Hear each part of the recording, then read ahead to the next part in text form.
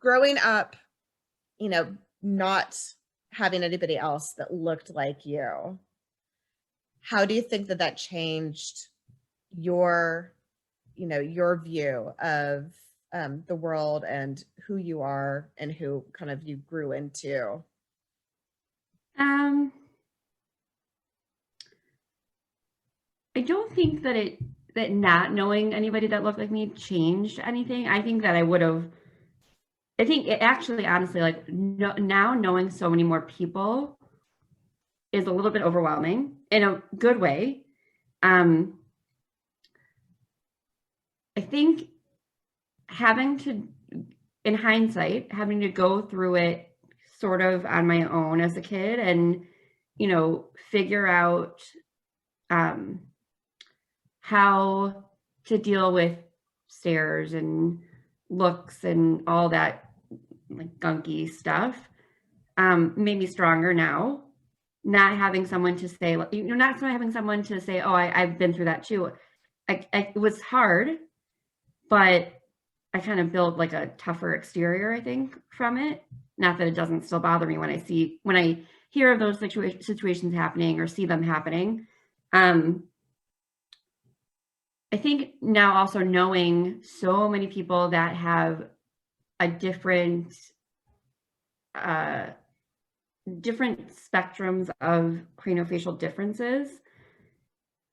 It's funny because I also had this conversation with my mom this morning too, was that, you sometimes have this like little tiny like imposter syndrome where because I'm so separated from, even though I still harbor a lot of trauma from what I went through as a kid, I'm so far removed from the actual situations and the scars, like the physical, situations, that I meet people now who are going through it right this moment, and kids who are feeling the angst and the the confidence lacking and all that I felt when I was their age, but I'm so far removed from that I'm kind of like they had, I didn't have it as bad, but I did. I just don't remember that. I did have it hard when I was a kid, but I removed myself from those situations because I'm an adult now, and so I've grown from them. And so I think, no, I'm like totally off track of what you asked me, but but I think knowing more families now, I feel like I have more to contribute because of what I've lived through and what I've experienced. And I don't think I missed out not knowing them when I was younger. Um, it definitely made my mom and I a lot closer because we went through it together and we kind of, grew through those experiences. Um, yeah, I think it's just been a great, I've found like a family that isn't really my family.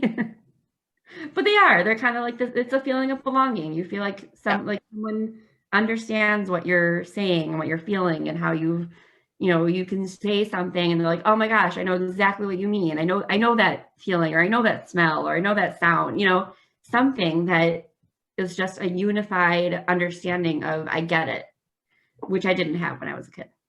Yeah. Yeah.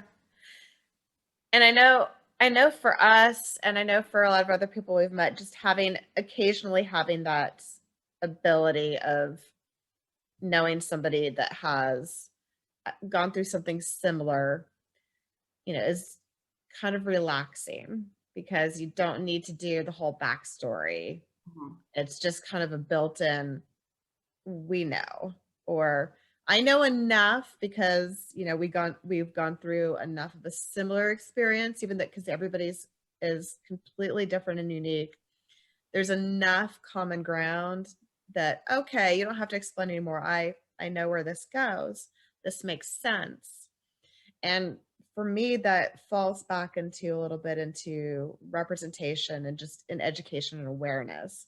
When we're able to link people together and everybody wants to be able to have that, have their tribe, right? Yeah. Their people. And I think a lot of Uh, times when you're like when you have differences or your child has differences, um, you know, one of the things that like I've heard a lot, which it doesn't necessarily bother me, but I've thought about it before, is when someone will say, "Oh, I totally get it. I have a scar from when I fell off my bike, and that scar bothers me." And I'm like, that's a little bit different. Like, I mean, yes, yes, but it's a little bit different. Or when someone says, um, like, I totally get it. I get headache. It was something that is, they are trying to empathize and relate, but unless you have been there or you have a similar experience, you can't get it. And so, like, saying something like, I fell off a bike when I was a kid and I have a scar, and so I totally get what you're saying about people staring at a scar. No. Or when someone says, oh, I knew somebody who had a couple of surgeries, something that is so benign and is so, you know, is with good intentions, but just feels like no, no, A little bit of a mess. It's a like, little bit of a okay, miss, and appreciate the thought, but yes, you don't get it.